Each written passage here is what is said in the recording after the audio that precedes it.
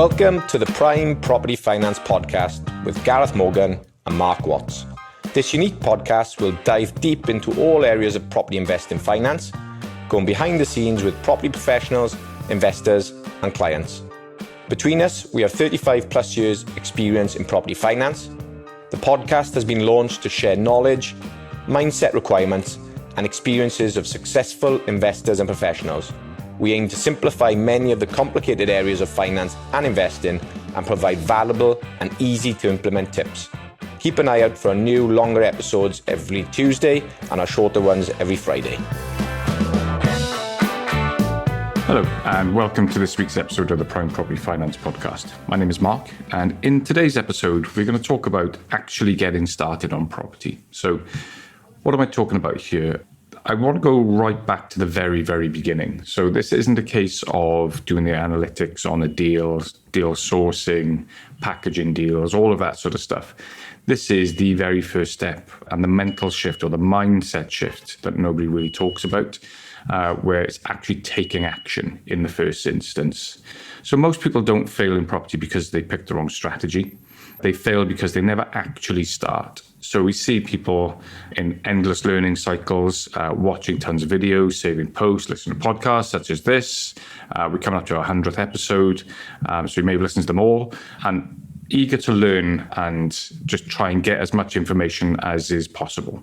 Okay, now that is activity that's disguising procrastination, really. And why is procrastination happening? And it's often built from fear of the unknown. So there are people who've been thinking about getting into property for well over 5 years and have never actually taken the steps, and probably no more than those individuals that are less educated and have just got on and done it and learned in the process itself. So that's something I want to explore today as to what actually needs to happen in order for us to move the needle and get ourselves into property. Okay.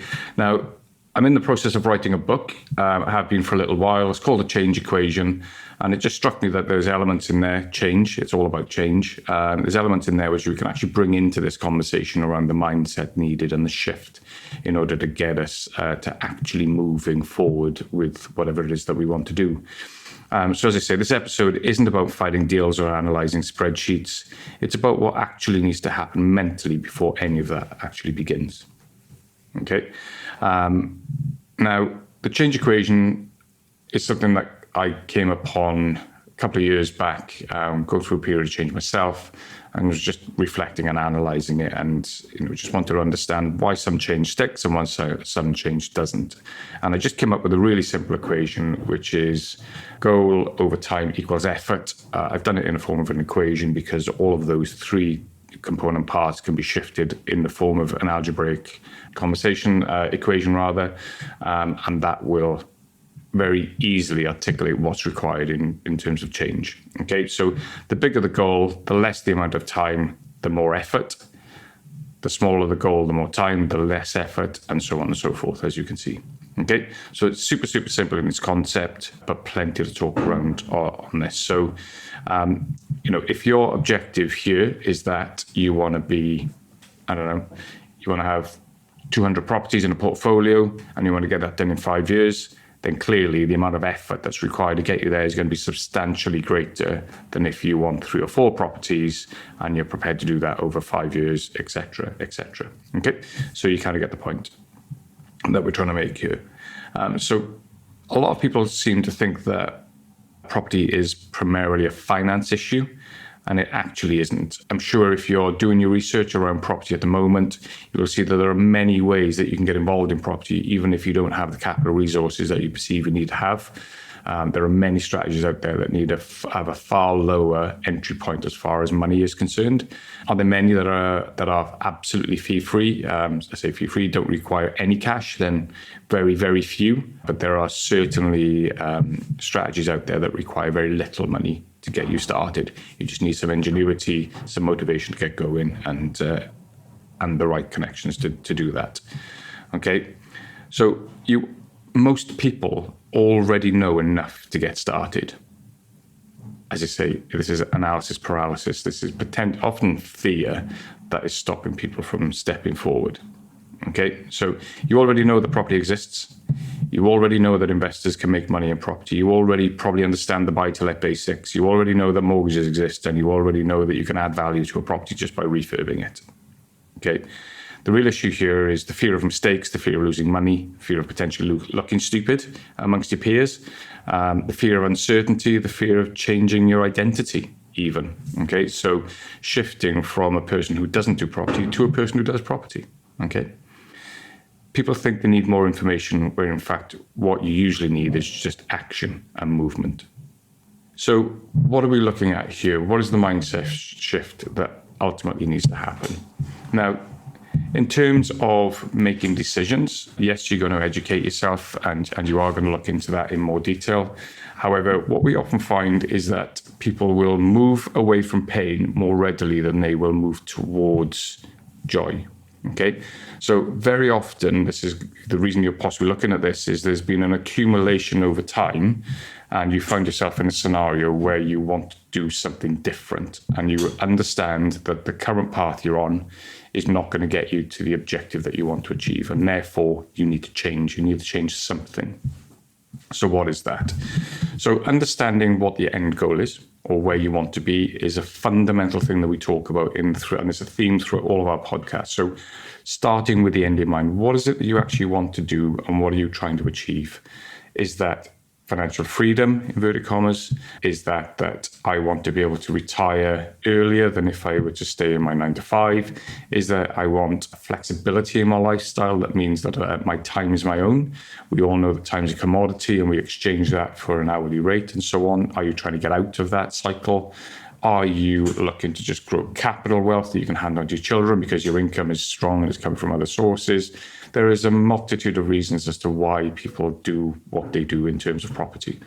So the first thing I would encourage is for you to truly understand what is it that you're trying to achieve.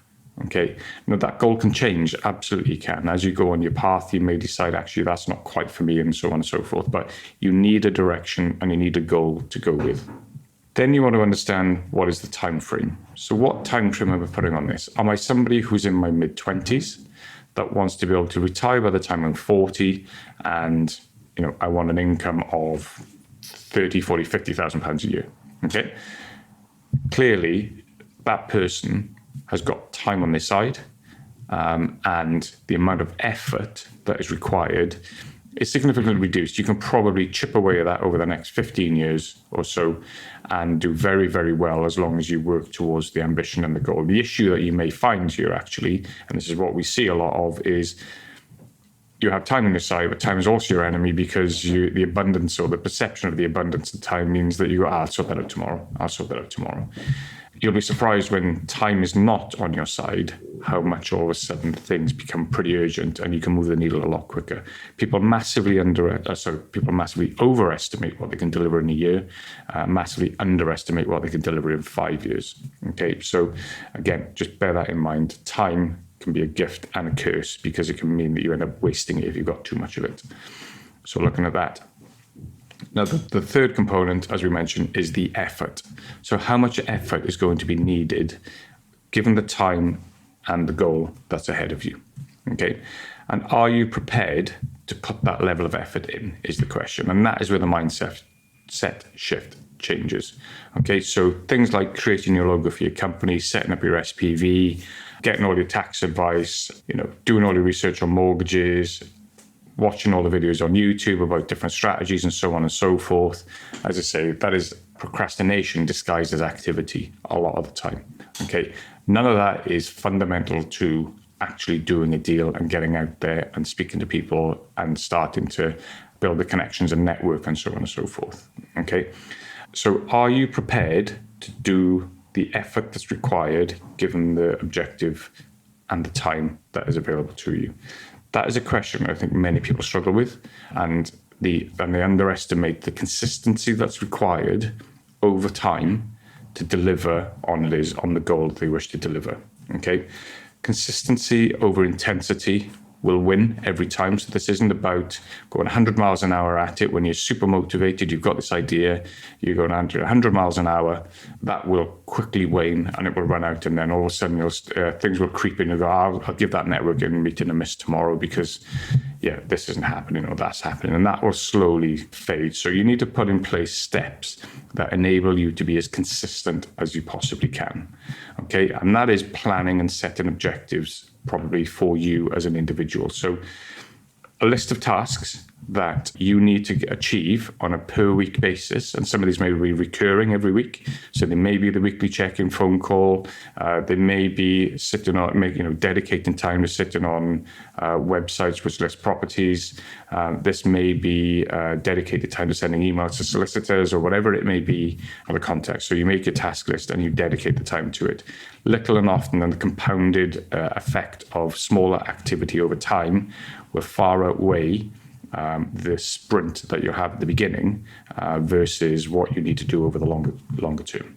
Okay, so a few of the things that we see a lot of, as you say, is that initial injection of motivation. Everybody's motivated. You connect yourself to the goal. You can see yourself, I'm going to have 10 properties in this, and you believe it, and it's absolutely right. And you need to sort of put yourself into the future. But the reason that you've got this motivation in the front end is because you can see yourself doing this in 5 years' time. You can see yourself in 5 years' time with these 10 properties, living the lifestyle that you've predicted you're going to live. Fast forward 6 weeks, and something hasn't happened the way you wanted to, and you realize just how much work required to get you through the various steps. That motivation starts to wane, and it starts to wane very, very quickly. And then you end up in the position where you end up doing nothing. And then you're 2 years in and you go, I set this objective, or you might have just abandoned the whole thing altogether. So coming back to what this episode is about is just ultimately the mindset shift that needs to happen to get you from where you currently are to where you want to be. Okay. That might happen in a few days. That might happen in a few weeks. It might happen in a couple of years. But it's understanding what the motivation or what the desired outcome is. Okay. Understanding the amount of time that you want to allocate to be doing that. And as I say, the bigger the goal, the less amount of time, the more effort.